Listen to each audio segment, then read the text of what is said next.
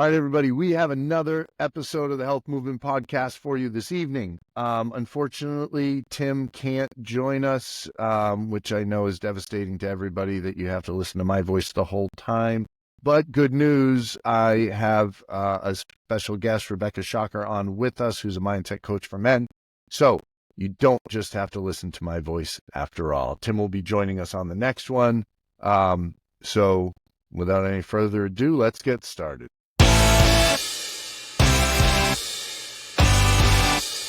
Hello, everybody, and welcome to another episode of the Health Movement Podcast. My name is Derek. I'm a teacher of over 20 years, a certified personal trainer, two-sport collegiate athlete.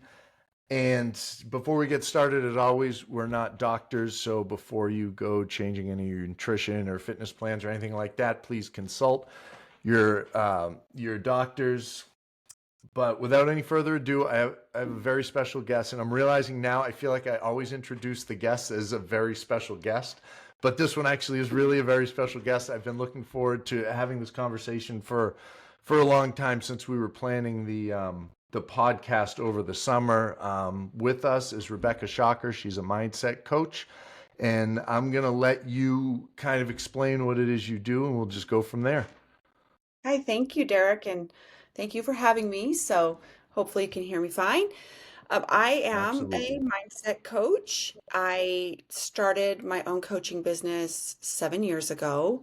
I knew when I was about 20 years of age in college, my first year of college, that I wanted to be a life coach, but I didn't think that I had enough life experience. So I went out and gave myself life experience, and through my own journey and struggles and challenges, I stumbled across becoming a health coach, and something in that moment clicked and it made sense. So I invested thousands of dollars and got myself started. It wasn't really what I was looking for, but it did get my foot in the door to starting my own coaching business.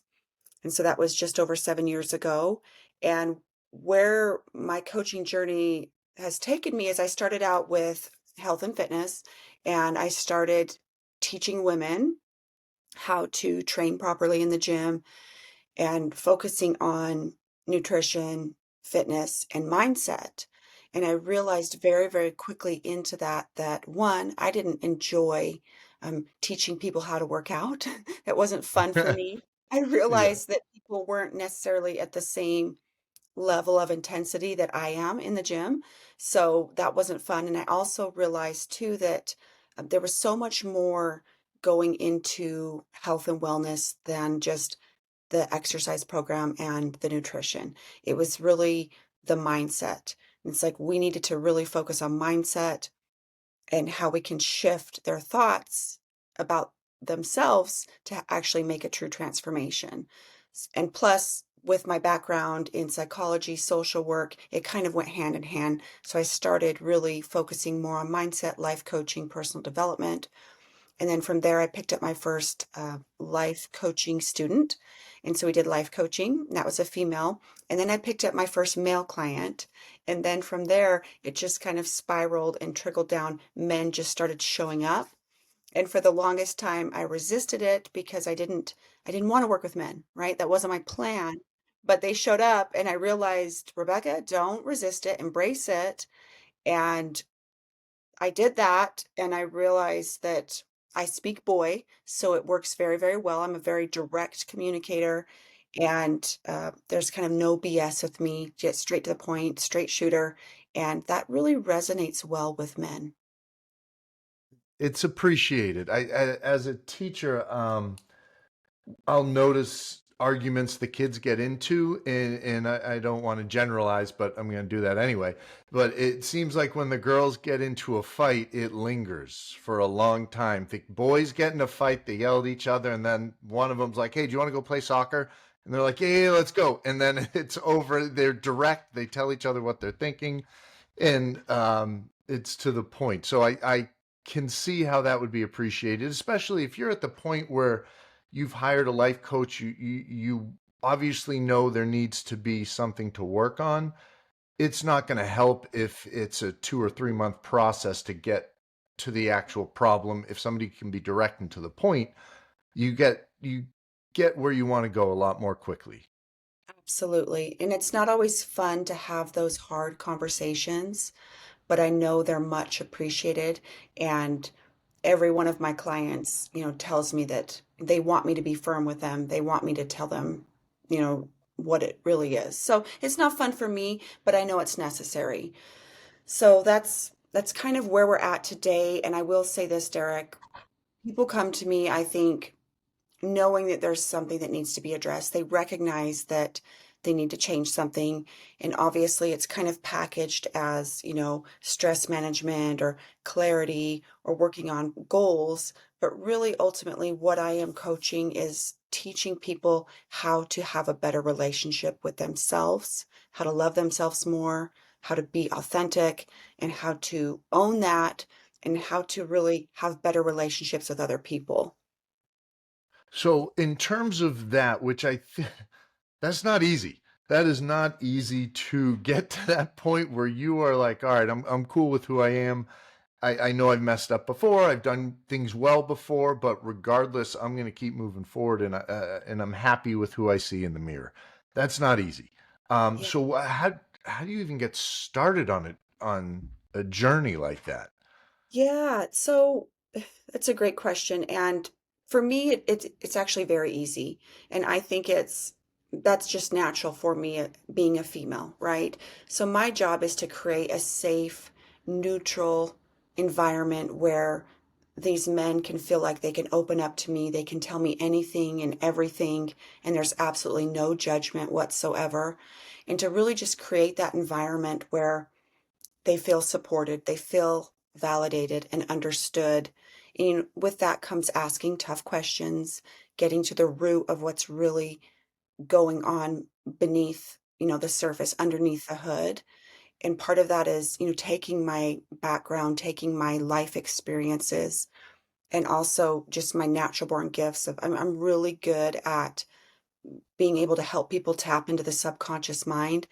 Don't ask me how or why. I just People can. have gifts. There's Yeah, things I can people are good at. Yeah. yeah, I can read people very, very well. And so part of that is paying attention to what they're saying, what they're not saying, observing their behaviors, and making sure that they're staying on track. Because in reality, I'm not teaching or coaching something that's tangible, right? It's not like I'm teaching you how to work out. You're going to the gym, and all of a sudden, after 6 weeks, you're starting to see a difference, or you're starting to get that the muscle mass. That's that's not what I'm teaching. I'm teaching something that you can't see, right? So how do we Yeah. know that people are on track? How do we know that there's actually growth and that there's I'm improvement? glad you brought that up because I wrote that down as a question. How do you determine success in a situation like this? So when my clients are repeating back the things that I've taught them in like conversations down the road, I know that it's starting to click. They're starting to get it. So it's the words that they're using, it's their demeanor. I'm feeling their energy. There's a little bit of a lightness. The clouds seem to be kind of lifted based on the conversations we have. Like that makes sense because I even think back to, we all have those moments where things aren't going well and the way you present yourself people can tell. People close to you, people who have conversations with you can tell that there's a difference.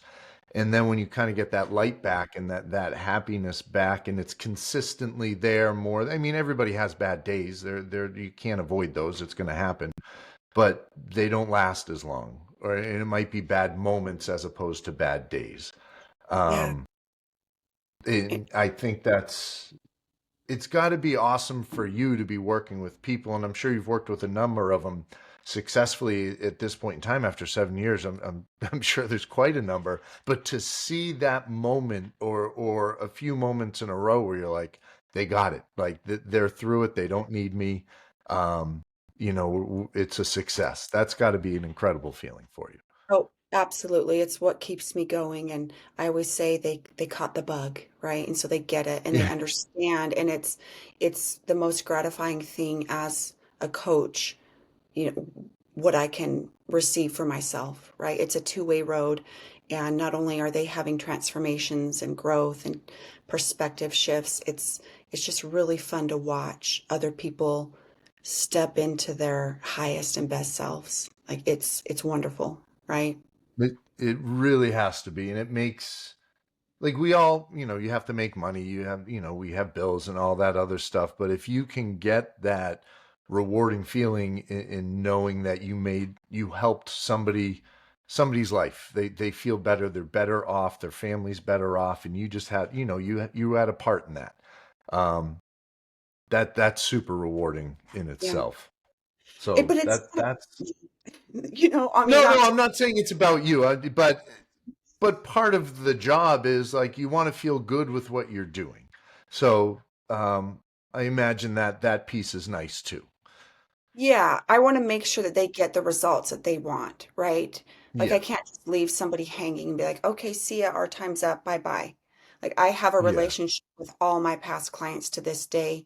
They know they can reach out to me at any point and I will be there to guide them. And it's really truly about the relationship that we have built with one another. And that's what's most important to me as an individual is the relationships we have, but mostly the one that we have with ourselves. Have you learned a lot about yourself through this whole process? I mean, Or I definitely go ahead.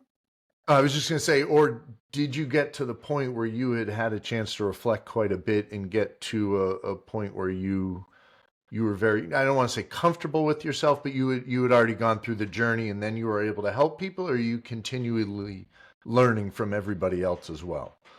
Oh, I absolutely am continuing to learn. I feel like, one of my favorite sayings, the Tao Te Ching, is, when the student is ready, the teacher will appear. Well, Mm. I can't say that I'm the teacher, right? There's always something to learn within a conversation with someone else. So I am constantly learning. I will say I have gone on my own journey. I've spent, as I said, over 20 years in psychology field of understanding and learning and personal development and subconscious mind. So I'm always learning and growing myself, but I'm also learning and growing uh, as I'm hearing feedback, and listening to my Yeah, clients. So it's never ending. There's always growth. that's yes, absolutely. And I think you said at the beginning, like when you set the stage, when you start meeting somebody, it's important to have that judgment free zone where people just know, like, all right, this is who I am, I'm going to say it, and there's no judgment. Um, and I had put a big note on down on paper before we started, and I'm like, you can't be judgmental in this field. People have to be able to open up. And I love the fact that that's one of the first things you said when you're getting to know people is there can't be any judgment. We don't know what everybody's been through. Everybody's had a different path in their life that led them to where they are, and we all make mistakes and do things wrong. But it's unfair to pass judgment on somebody, especially when they're trying to improve who they are and to look at life. Maybe not look at life a better way, but just be overall a better person. It's needed and necessary to know that show up how you are, right? Be who you are, and it's safe and you can tell me anything. Like, absolutely, I've heard it all before. There's nothing that surprises me or shocks me. I've heard it all. And the more that you can be real with me, as I try to present real, this is why it's real with Rebecca, right? Like what you see is what you get. There's no fluff, right? And we don't have space or time or energy in our lives to have the distractions, to have all the noise. It's like, just be real with me. And the more that you tell me, the better I'm going to be able to help you because I have to And you understand you better than you understand you. Well, that's a good point. And I mean, I imagine that's advice you give to people in all their relationships is you have to be open and to the point, like not rudely, obviously, but if you're feeling a certain way in a certain relationship, you have to be willing to put words to that, or the other person's not going to know what's going on, whether it be a spouse or a family member or, a parent, a kid, anything, or coworkers even. Absolutely. And maybe that's just it. It's actually putting it into words, right? And being able to express it and teaching people by having a real authentic conversation of like how to have other conversations with our partners, with our children, with, our colleagues, our business partners. It's really, really important. And sometimes people they actually just don't know how to communicate. Yeah, and I think that I mean, guys definitely have certain areas where we're direct, but we also just bury it down deep and say, "Ah, I'll deal with that later. Or it's fine. I can tough it out." So getting them to bring whatever they're thinking to the surface and just own it, have the conversation, and then you can move on and improve upon whatever it happens to be. Well, and let me add to this, not just own it, but you need to understand it, right? Mm. You need to understand yourself inside and out. And the more that you can master yourself, the better that you're going to be able to understand other people, therefore equating to better relationships. So it's about fully understanding why you do what you do, when you do what you do. Now, I think I read somewhere, and I apologize if I got this wrong, but usually people will work with you in 12-week stints. Is that, and then I'm sure some continue on longer than that. I, Um, yes, so I had been doing 12 weeks, but I actually just switched it to 6 months. So I'm doing okay, 6 containers, but it's not every week. So we're actually doing every other week for 6 months. okay. Hmm. Yeah, because I didn't know time frame, and obviously every situation is different, so you can't say you're going to be fixed in 12 weeks, so you're good to go. Um, but I didn't know generally, like when somebody is committed to a process like this, and Tim and I talked a lot about this in terms of health and fitness.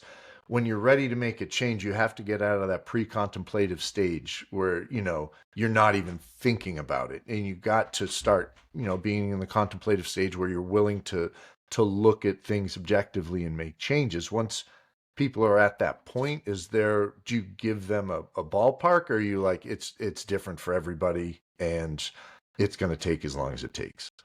No, I've been doing this long enough and I've worked with enough people, so I know the trajectory. And I will say by session 7 or 8, there's a massive shift, right? It usually takes, Really? oh, absolutely. I can see it. I've just seen it without fail. It around, and I would That's say incredible. week 8, but since I'm spreading them out now, so it's session 8, there's really a big transformation within, I want to say 95% of the people I work with.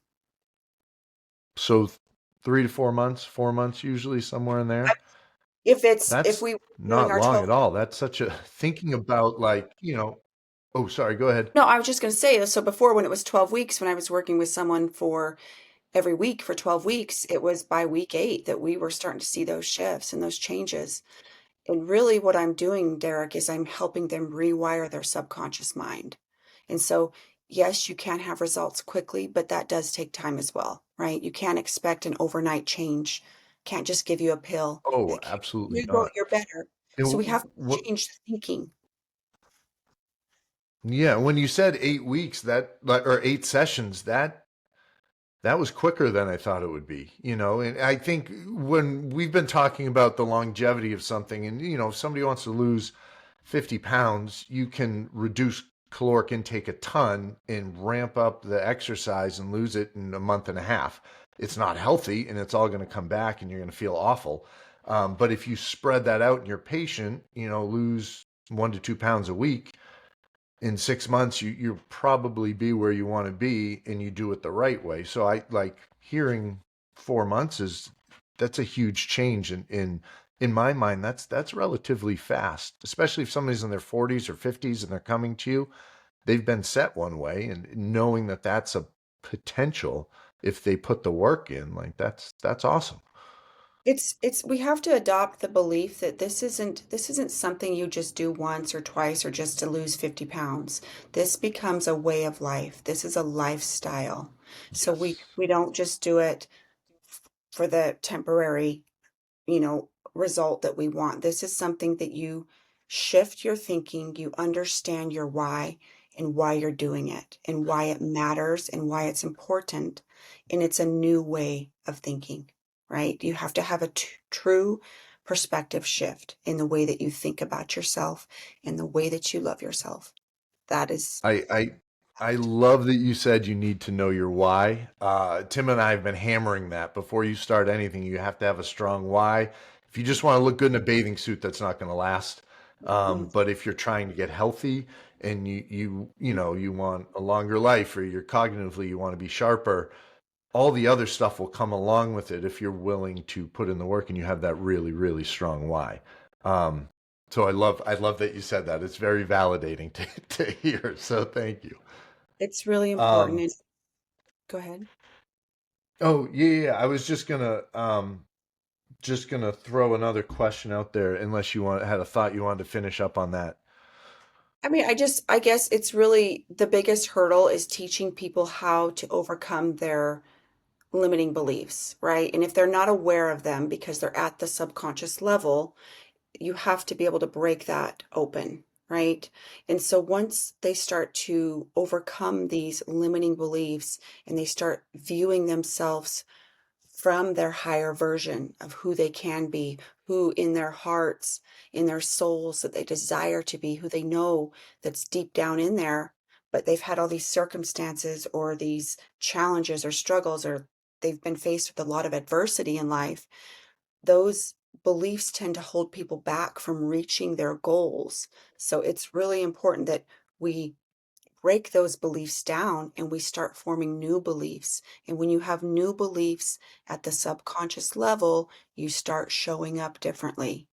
That's why it's a lifestyle. And this is why people that start diets or trends of exercising, or they'll start the first of the year, you know this, and they're all gung-ho to get in shape for the new year. Well, guess what? By week 6, they're like, shoot, I can't keep doing this.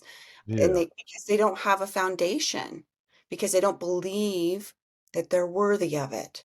Because life happens and life is always going to happen. There's always going to be something that's going to be thrown on your path. It's about maintaining that consistency and understanding why you're doing it, right? And knowing that Yeah. these beliefs aren't helping me, they're not serving me. I'm done. The quietest time at the gym is always the middle of February. When once the new people who sign up are they're like, I'm done. I can't.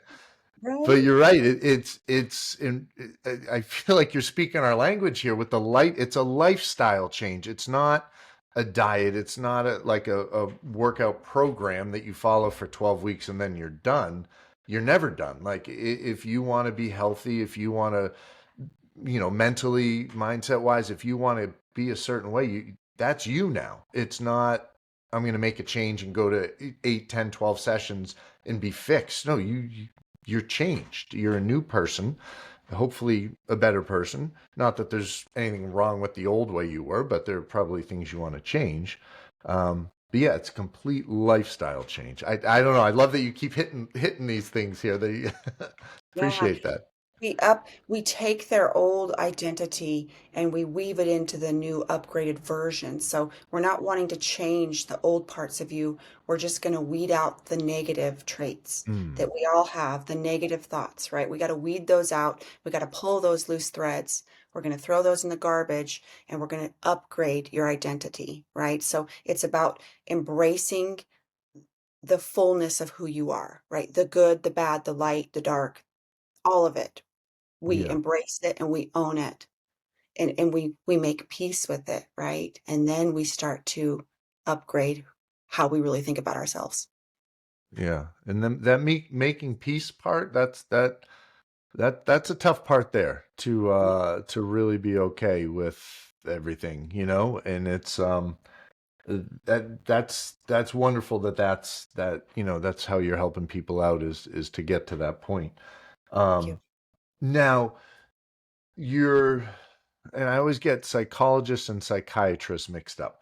And I don't know why I have such a roadblock with that, but that's not your degree is not in that. Is that correct? I'm not a psychologist. I like to pretend that I'm Dr. Shocker, but or Sherlock Shocker. Well, let's just throw Sherlock that. Shocker. I like that. I I like that. I like that one. Uh, but No, I am not a psychologist. I'm just a student of life, and my background's actually in social work. So I'm also I not a therapist. but that's I was gonna say I think, and I look back to the teaching classes I took in school, and the teacher I am today has nothing to do with what I learned in school. I mean, I remember one of the first years they would have a daddy daughter dance, and one of the students came to me and said, "Mr. O, my dad's in jail." They don't teach you how to respond to something like that in a class. So you need those life experiences, and they're so much more valuable to pull from. So the fact that you were able to put, I think you said 20 years of life experience into all of this is so much more valuable than 4 years in school in classes that you can read the books of and learn yourself as you go. So I think that's incredible that you've been able to come to this point and just really appreciate all the things that you learn and take throughout life. It takes a lot of self-reflection and time to really think through everything and understand it all. So um, Yeah, I love absolutely. that. I always say, like, yeah, my schooling, like, it looks good on paper that I have a degree, right? But in Yeah. reality, what I learned in college, and college is for some people and it's not for everybody, and that's okay. But everything that I teach now and help my clients with honestly has nothing to do with my 4 years at university. It's all life, right? I'm sure there's some pieces of it that I adopted, but mostly it's life experience. It's meeting people, connecting with people. It's going through my own journey. Like, I am no stranger to adversity, right? And it's, Mm, how do we learn from that? How do we move on? How do we become resilient? absolutely. Now, can I ask you about an event you have coming up at the end of February? You have the Emerge event in Miami, which, by the way, is an awesome idea. You don't want that in northern New England during the month of February. Obviously, you're hitting Miami Beach. What's that going to be like, if you don't mind me asking? So this is my second retreat that I've hosted. I hosted another one in Puerto Vallarta, Mexico, 2 years I ago. saw the video of that. That looked really, really good. So wonderful. It's so magical when you can come together in person. And so I had been hearing, I always hear through the grapevine that people want to meet me in person. I'm like, well, I don't do that because all the work that I do is done online over Zoom. And Yeah. I also realized there's so many people that I work with, and this is why they say it's lonely at the top. Because when you get to this higher level of thinking, your friend group and the people that you associate with dwindles, right? Because now you're not thinking like the masses. You're a different, upgraded version of yourself. You're thinking differently. You're having higher thoughts. And so it's really hard to align yourself with like-minded individuals. So having that thought of, like, okay, how can we get people together? I want to bring in these two other amazing coaches that I just admire and honor their work.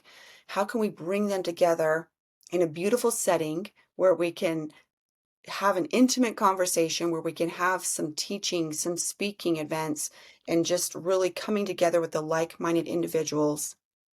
Let's do this in Miami. So I decided to rent out a hotel and start bringing in people that we're going to have nice dinners out. We're going to have a whole event on Saturday. We're going to do a sunset sail on a sailboat on Saturday evening and really just come together. We're going to do workouts and just really bringing people together to network, to have a safe space, to connect, to meet us in person, and really just have major transformations over the weekend. And I'm confident that people will walk away with transformations. So if somebody wants to join you guys on there, and Trevor Martin and Jennifer Gell, am I pronouncing her last Huh? name right? Mhm. I think so. I Yeah. never know how to How pronounce. would they? What was that? I don't know how to pronounce her name perfectly either, so we're gonna say Jill. Oh, okay. We're gonna go with Gel. So if we have people who want to join you or are interested in getting more information, is that on your website or on your LinkedIn page? They can find it there. It's on my LinkedIn page. It should be on my web. Yes, it is on my website. So there's a landing page on Okay. my website. You can look at that. It'll say merge at the top. Click on it. It'll show you the itinerary. Obviously, it's going to be filled in more the closer we get. So it's kind of a rough draft. Yep. But right now, all we're asking for is a deposit of, $500 to secure your spot to make sure you're there. And then at the end of December, the remaining balance will be due. So it's not too expensive, walking away with so much information, connection, networking. So you can definitely And find like you said, like-minded people, the type of people who are going to go there are the ones that probably would be an amazing group to spend a weekend with. and we're keeping it So small and I'll intimate. yes, definitely. But I'll put all the information in the show notes, so if people are interested, they can definitely find you there. Um, and in Miami too, in February, February March, that's a perfect time to go. Um, Yeah. have you been down there before? Is that a new venue for you? It is new. I've never been to Miami, and I'm actually doing it in Miami because my 17-year-old son has this idea that he's going to be moving there after high school, and he wants to live in Oh, Miami. So I'm like, well, you can come with me. So I'm going to bring him and let him experience a little bit of it. And yeah, hopefully it's good weather. We can get out of the snow and have a really great time. yeah. Oh, I'm sure that'll be incredible. Your son will probably fall in love with Miami Right? as well, but it'll be good to go visit there. Hmm. Um, can I ask you a little bit? Can we jump into fitness a little bit? Because I know your background was originally in training people. Um, how much a part of your life is fitness? Because I've seen those posts that you do too, where you're throwing up some good weight and everything. So is that something that you consider an important part of your life as well? Yeah, gym is life, right? That's my gym is life. I will be at the gym 5 days a week without fail, and it's such an important part of who I am that I do it for me, right? I do it because I'll be honest here, when my life was falling apart and things were turned upside down, the one place where I felt like I could have control was in the gym. I could control how much weight I put on the bar. I could control how hard I pushed myself because everything in my external world felt out of control. So I Yep. dialed in. I mean, I've always been into fitness. I'm not going to lie. I was the girl that would go to the library when I was 14 and get Denise Austin videos and come home and work out. I just Oh, I ate. love it. I love it. But uh I've been into fitness probably since I was a kid. So I've always had a passion for moving my body and just having fun. Like it's a playground to me. But it was really during my divorce is when I really started getting super serious about powerlifting, weightlifting, not just doing the classes or going on the cardio machines. I've never really been that type of girl, but it was just really dialing in, like having some goals for myself. How much weight can I really lift, right? And Yeah. amazing myself of like, holy crap, I'm actually really strong and I can do more weight, right? Yeah. Absolutely. And the control piece is like even simply the control of getting there and walking through the front door and Yeah. being at the gym. That's a huge step that a lot of people don't give themselves credit for because there are many times sitting on the couch feels really good. And the fact that you got up and even if it's a crappy workout, it's still a better workout than what you had. And maybe that's your floor for the day and that's the best you have in you is a junk workout, but at least you got there and you got something in, and Yeah. that can be a small victory. And then there are those other days where you can just crush it and you're there loving every second of it. Yeah. And some people don't love the gym, and that's okay. And I tell people, I'm like, I don't care what you do. Just do something that's Oh yeah. fun for you and move your body, right? And it is celebrating those small wins. And honestly, Derek, it's about developing that daily habit, right? Make Yes. it become a habit that when you don't go to the gym, you feel off. right? And that takes consistency, and you start small. You start with, okay, 2 days a week, I'm going to start working out. 2 days. I'm asking for 2 days. All right, you got 2 days down. You've been doing that for a month. All right, let's add a day, right? So then we add a day. We're doing 3 days a week now. So we do it incrementally, but you gotta stay consistent.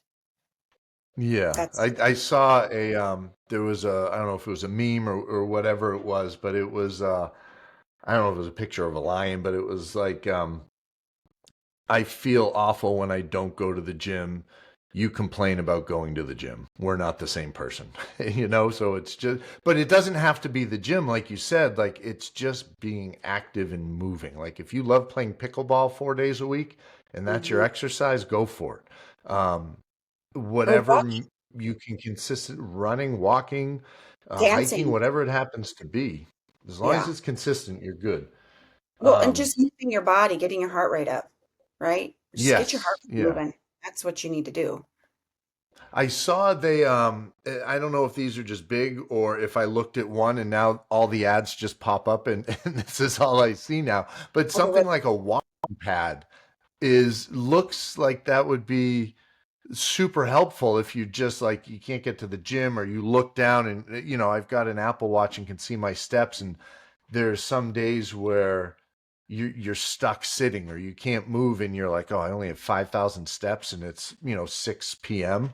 and just like it's snowing out and it's freezing and going for a walk sounds miserable, but just hop on a walking pad and watch a movie or something and there you go. I don't know. I've never used one. Maybe it's maybe it's a terrible idea, but it just seemed like another thing, another way to just get moving, like you said.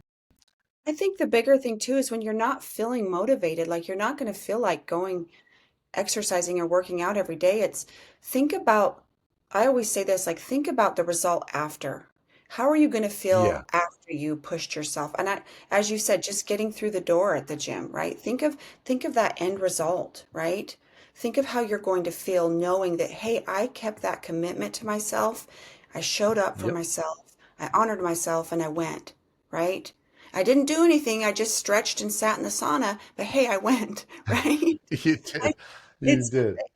and this is how we build that inner confidence. So it's going to keep you showing up the next time, right? Yeah, Think of, and I love that where you're like think about how you feel afterwards, and that can be the reverse too. I gave up added sugar for 30 days, and of course it ended right before Halloween. I felt fantastic. Getting up in the morning was easier cognitively, like it was just sharper. And then, of course, Halloween comes and I eat like a jerk on Halloween and have way too much. I couldn't get out of bed the next day. So now, like, I have that contrast, huge contrast. So I know like, you can still have some candy here and there, but I'm not going to mow down a king size Reese's peanut butter cup package and not think it's going to have some sort of effect. So it just helps you knowing what to expect. The more you know yourself, the more you know your body how it reacts to certain things. It's helpful. it's the same. Do you have a favorite workout? Oh, Oh, sorry. Go ahead. oh, I was just going to add on to that the same philosophy of like, yeah, you go ahead and eat the donut, right? But are you going to Yeah, feel better or worse after you ate the donut? You're going to feel yeah, worse because you went back on your goal that you set for yourself, or you're going to feel good in that temporary moment because you satisfied a sweet tooth, right? I yeah. always think of And the maybe end. you know you're like, all right, I'm gonna be great for this week, but I want a donut on Sunday, and that's gonna be my little prize. And Yeah, then you eat it, and you're like, all right, that's good. That's what I expected. That's what I wanted. yeah, one donut, But if not you, the whole box. yeah, one, one, you don't need a dozen. That's not going to feel good for anybody. No, no. What in terms of fitness, what would be your favorite thing if you got to pick? Like, all right, this is my fit. If you had a fitness day, what would that entail? Definitely would include some squatting, doing some Yep, squatting, some lunging, walking lunges with weight, and probably some sprinting, right? that's good. And And some you stretching. sprinting, stretching, squats. So you're a leg day girl. No, no, have you seen my No? guns? Oh, I can't. No, they're definitely there too. They're definitely there. I'm not a huge leg day fan, but I still do it because I'm 45 and I've had two torn ACLs and a torn meniscus, and I still like to play basketball. So I know if I don't do my legs consistently, then they hurt and I can't move anymore. Um, but I maybe I'm a normal guy and I look forward to the chest day and the arm day and that sort of thing. But Yeah. You got to be well yeah, rounded, right? And you got to think of those yes, large muscle groups. So when I say squats, you're using your hamstrings, your quads, your glutes, right? And so those are large muscle masses, and we really want to target that because the more muscle mass you have, the healthier you are, right? The healthier you can yeah. burn and longevity and prevent obesity and disease. Yes. And I mean, that's the goal at the end. Like, we all want to, like, you feel good when you look good a lot of the times, but it's the longevity piece. It's, fighting off heart disease and diabetes and all the things that go along with obesity and a poor diet and lack of movement and everything. So I think once that mindset shifts from I have to look a certain way to I want to feel a certain way and I want to be around for my grandkids and great grandkids, and I've got things I want to see. I want to go to the Swiss Alps or whatever it is and have your bucket list and make sure you hit every piece of it. Yeah. Like I have a goal of not ever I always, believe obviously my philosophy is to invest in your health now so you don't have to pay for it later.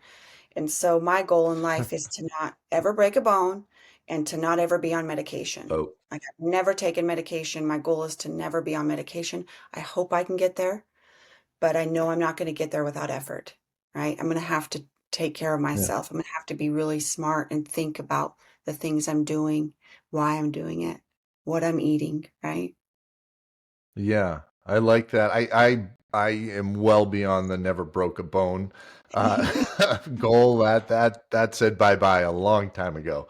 But I'm with you on the medication one. I think the longer you can avoid that, and a lot of the stuff, and not everything. I know all situations are different, but proper diet, eating clean, healthy foods, unprocessed foods, that cures a lot of problems that people run into as opposed to having to take medication daily. So I like that one. That's definitely a good one. What do you do to relax outside of the workout world? If you get an afternoon to yourself, are you sitting up with your feet up, reading a book? Are you going for a hike or I have playing really Fortnite with your boys? I don't do video games, but I have really good work-life balance. So I honestly, believe it or not, I don't work that much. I mean, at all. So I've got that dialed in. So Oh, I have a lot of downtime. Mornings are for me. I don't see clients before usually 11 a.m. So I'm at the gym, right? Getting my kids to school in the morning. Then I'm hitting the gym. Then in the afternoon, if I have some downtime, I take a nap. Probably every day I take a nap. oh, Even just nice. a quick 20, 30-minute cat nap. I do a lot of writing, so I have a really good habit. I write every morning in my journal. So I do a lot of reflecting, a lot of quiet time just in my head and just uh, really reflecting and thinking. So those are my time to unwind. If it's a weekend, I'll get out in nature and try to go on a hike or just, be somewhere away from people and the noise and the city. And so, yeah, that's how I unwind. And, there's some nights I'll turn on the TV. I just got a TV. Actually, this summer I didn't have a TV for the first half of the year, and I didn't Oh, miss it. And I was like, I don't need it. And then, sometimes I'll watch a little Netflix or a show or something. you're more working on your mind and the stuff that doesn't require staring at a screen, which I think we could all use a little less of. Yeah. I looked at the settings in the battery on my phone and how often it's on, and I'm like, oh. I mean, I'd like to think a lot of it is just music playing in the background or listening to a podcast or something like that, or I'll just tell myself that so I feel better. Who knows? Right, right. Whatever works. I Yeah, was just going to say, yeah. it's a habit that, especially this younger generation, they are glued to their phones, and I can't fault them because their parents are doing it too. And so I don't like to Yeah. be influenced by outside distraction. So I don't even have social media other than LinkedIn, and I don't miss it at all. Like I'm not missing No, that's anything. good. Yeah. That's good. I wish I could say I wasn't on it more than I know I should be, but I definitely am. And that's a goal of mine is to cut back on that thing because there are times I've noticed once I put like I'm good about not doing it before bed because that'll keep me up and you look down and you've been scrolling for a half hour and can't remember a single thing you looked at. So obviously it's not that important or helpful. But that's definitely something I need to get better at. But I know you've got a commitment coming up soon, and I certainly don't want to keep you too long. Is there anything you want to end with? Do you want to put out how people can get in touch with you? Yeah. No, thank you. Just I want to thank you for having me on, and I'm honored that you saw me as a valuable guest. So thank you for that. And hopefully, I didn't talk too Oh, much. absolutely. Once you get me going, I talk and talk and talk. You can find me on LinkedIn, and you can visit my website. You can book a call. You can find more information out about me. That's really the only way that people can get a hold of me. Send me a message on LinkedIn. Of course, I'll put everything in the show notes too, so people can reach out to you. Rebecca, I can't thank you enough for taking the time. I know you're busy tonight, and I really appreciate you talking with me. It was a lot of fun. I know time is probably the most invaluable thing that you can give to somebody, so we appreciate you hanging out with us as well. Tim will join us on the next one. He was not able to make it tonight, but he'll be back next week. So thank you very much, Rebecca. I really appreciate it. Thank you.